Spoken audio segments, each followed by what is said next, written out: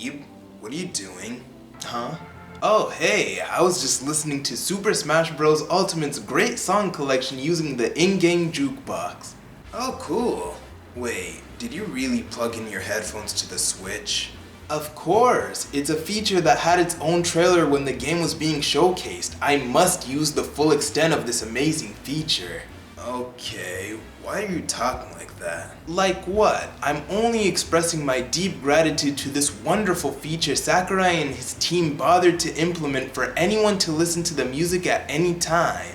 Alright, I know you like the jukebox feature so much, but you're really freaking me out. I don't know why you're reacting this way. Speaking of the jukebox feature, this is such a great feature that whenever I see a game have it, I get really happy. The ability to listen to the music at any time for the price of the game is just wonderful, don't you think?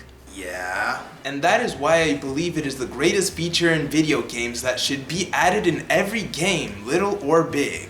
Video games included the jukebox feature for almost as long as they existed. I'm not sure where the first ever jukebox in video games came from, but it might be from SimCity apparently. The earliest I can think of is probably from Kirby because ever since Kirby's Adventure, there has always been a jukebox feature. However, for some reason, it feels like games rarely use this feature to begin with. NES games barely include them, and even nowadays, it's harder to come across this feature than you would expect. But that isn't to say this feature hasn't been used more now compared to the past. Now, why do I advocate for this feature so much? Why do I keep on bringing the fact that I love this feature? Well, simply put, I like video game music. Like a lot. So when I get to hear a game's soundtrack whenever I want rather than have to play that certain part to hear it, I'm pretty happy. Here's the thing, I think video game music is a genre with a lot of gems in them. Gems that can even be called mainstream. However, there are so many games that don't give you any way to actually listen to the music even though it was made by someone working hard in the studio. You may never know the official name of the song and just know it as that one song from this one game.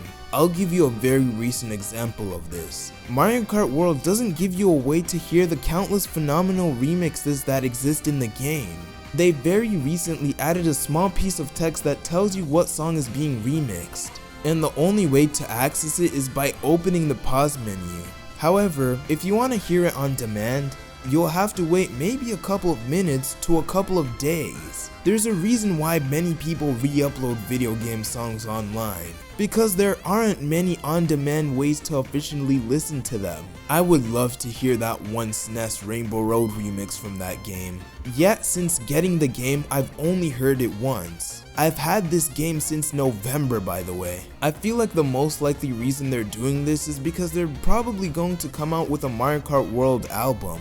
So think about it this way, if there was a jukebox in the game, that would potentially hinder sales for the album that doesn't exist yet. I mean, Mario Kart 8 added a jukebox in its very last update, so I think it will be added at some point, right? In this day and age, I feel like more games are actually including the jukebox. You don't understand how happy I was when it was added in Splatoon 3. Sure, you have to pay in-game coins just to listen to a song, but it's better than nothing. Not only can you listen to the songs from Splatoon 3, but you can hear all the Splatoon 1 and 2 songs too. Sonic Racing Cross Worlds was a game I was a bit skeptical on when it came to its music.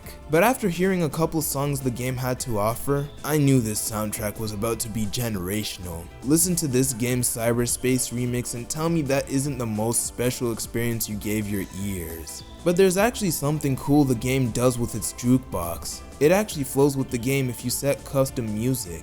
For example, when you're about to cross the Crossworld portal, the wind-up song will be for the replaced song. It's pretty cool if you ask me. Ever since Smash Bros. Brawl, the jukebox also acted as a meter to how frequent a song would play in a certain stage. So there can be some sort of function for when it comes to the jukebox included in a game. It doesn't just have to be a place to listen to your favorite song, but for the bare minimum, it would at least be a good addition to add. For all I know, the jukebox may be a feature only I care about. However, I do think it's a neat addition to let a player listen to a song whenever they want. Music is a huge part of a game. Without it, the game may feel empty, and since a game's soundtrack can give you some memories, maybe you would want to relive it by simply listening to a certain song. It's not a groundbreaking feature that would change a game completely, but it at least adds some sort of joy to your experience. So that's how it is.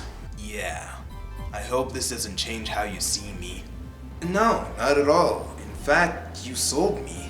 I did? I mean, I did! All in a day's work.